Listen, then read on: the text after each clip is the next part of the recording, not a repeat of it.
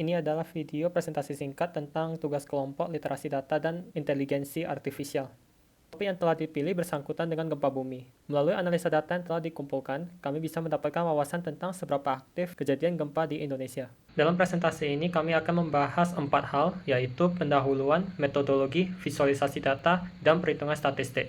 Nah, pembahasan yang pertama adalah terkait latar belakang. Kita tahu bahwa Indonesia itu merupakan salah satu negara yang sering sekali mengalami fenomena alam berupa gempa bumi. Hal ini dikarenakan Indonesia berada di kawasan tektonik aktif. Maka dari itu, untuk mengantisipasi bencana seismik dan resikonya, diperlukan suatu studi untuk menentukan parameter seismik berupa F-value dan juga B-value. Keduanya dapat ditentukan melalui persamaan matematis hukum Gutenberg-Richter, yaitu log 10N sama dengan A min BM, di mana N itu menyatakan jumlah atau frekuensi terjadinya gempa tektonik, sedangkan M menyatakan magnitudo. Parameter F-value menyatakan level seismisitas suatu wilayah, sedangkan parameter B-value itu menyatakan level stres mekanik yang dialami oleh batuan di bawah permukaan. Tujuan dapat dibagi menjadi dua. Dalam skala regional, keaktifan gempa bumi di Indonesia ditentukan dari perbandingan jumlah kejadian gempa suatu daerah dengan daerah lain. Dalam skala nasional, keaktifan gempa bumi di Indonesia ditentukan dari regresi linear berdasarkan hukum Gutenberg-Richter. Cara kami menentukan keaktifan antara kedua skala berbeda karena data jumlah gempa berdasarkan daerah kurang cukup untuk dianalisa. Baik, pada slide ini saya akan menjelaskan tentang data yang kami gunakan. Semua data gempa berasal dari USGS, khusus untuk kejadian di Indonesia sepanjang tahun 2024. Total ada 1.391 data dengan 23 atribut, mulai dari waktu kejadian, koordinat gempa, kedalaman, magnitudo, sampai nama daerahnya.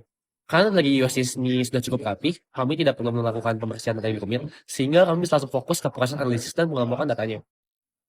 Lanjut pada slide berikutnya, ini adalah alur bagaimana kami mengolah datanya. Pertama, kami cek kondisi data untuk memastikan tidak ada informasi penting yang hilang. Setelah itu, untuk analisis tingkat keaktifan gempa per wilayah, kami mengelompokkan data berdasarkan pulau-pulau besar di Indonesia. Sedangkan untuk analisis sosial, kami menggunakan hukum Gutenberg-Richter, di mana datanya kami kelompokkan berdasarkan magnitudo. Tahapan ini penting supaya kami bisa menghasilkan visualisasi dan perhitungan statistik yang lebih akurat dan mudah dipahami. Pada slide ini dapat dilihat bahwa hubungan antara jumlah terjadinya gempa terhadap besar dari magnitudonya, di mana dari grafik dapat dilihat bahwa magnitudo paling banyak yaitu berkisar dalam rentang 4 sampai 4,5, di mana dengan nilai magnitudo terendah atau minimum yaitu sebesar 3,6 dan magnitudo maksimum sebesar 6,4.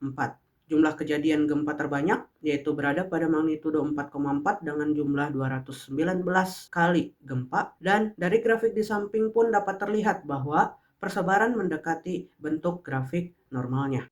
Nah, selanjutnya, hubungan frekuensi terjadinya gempa bumi berdasarkan waktu dalam bulan. Dari grafik di samping, dapat diketahui bahwa rata-rata frekuensi terjadinya gempa bumi di Indonesia pada tahun 2024 dalam satu bulan sekitar 116 gempa. Frekuensi kejadian gempa paling maksimum terjadi pada bulan April dengan jumlah 133 gempa terjadi. Sedangkan frekuensi gempa paling minimum terjadi pada bulan September dengan total 93 kejadian gempa. Selanjutnya, merupakan distribusi jumlah gempa berdasarkan pulau besar yang ada di Indonesia. Dari grafik di samping, jumlah total kejadian gempa pada tahun 2024 di seluruh wilayah Indonesia mencapai 1.391 gempa. Frekuensi terjadi gempa yang paling banyak terjadi di Pulau Maluku dengan jumlah 358 atau sekitar 25,73% dari total gempa yang terjadi. Sedangkan frekuensi gempa yang paling sedikit terjadi di Pulau Kalimantan dengan jumlah gempa yang terjadi hanya sekitar 10 kali atau sekitar 0,71% dari total gempa yang terjadi. Selanjutnya yaitu adalah perhitungan statistik. Dapat dilihat di tabel merupakan perhitungan dari beberapa statistik yang diperlukan. Untuk kolom pertama yaitu region, terdiri dari Maluku, Sumatera, Bali, NTT, Sulawesi, Jawa, Papua, Kalimantan, dan lainnya. Selanjutnya, N-event merupakan jumlah atau banyaknya gempa yang terjadi, di mana Maluku memiliki jumlah gempa paling banyak dan Kalimantan memiliki jumlah gempa paling sedikit. Kemudian, mean magnitude merupakan nilai rata-rata dari magnitude sebuah gempa. Dapat dilihat bahwa nilai mean magnitude berkisar di antara 4,4, 4,5, hingga 5,2. Tetapi untuk 5,2 hanya untuk di daerah lainnya yang memiliki hanya satu data. Sehingga secara keseluruhan rata-ratanya berkisar di angka 4,4. Kemudian median magnitude merupakan nilai tengah dari data berurut atau dari data sebuah magnitude gempa, di mana nilai median magnitudenya yaitu 4,4. STD magnitude atau standar deviasi untuk menentukan sebagaimana persebaran data, apakah sebuah data tersebut mendekati rata-rata atau mereka tersebar dari sebuah rata-rata. Nilai STD berkisar dari 0,33 hingga 0,55.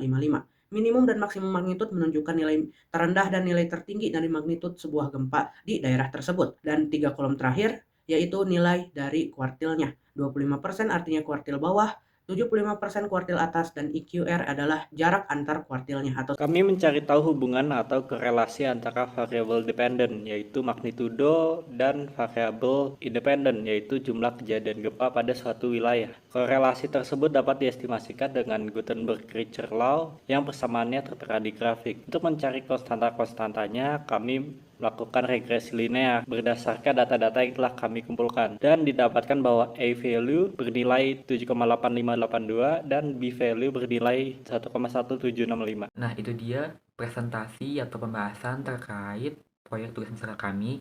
Kami mengucapkan terima kasih banyak atas perhatiannya kepada audiens yang telah menyimak dengan baik. Tentu kami juga ingin meminta maaf apabila ada kekurangan atau kelebihan.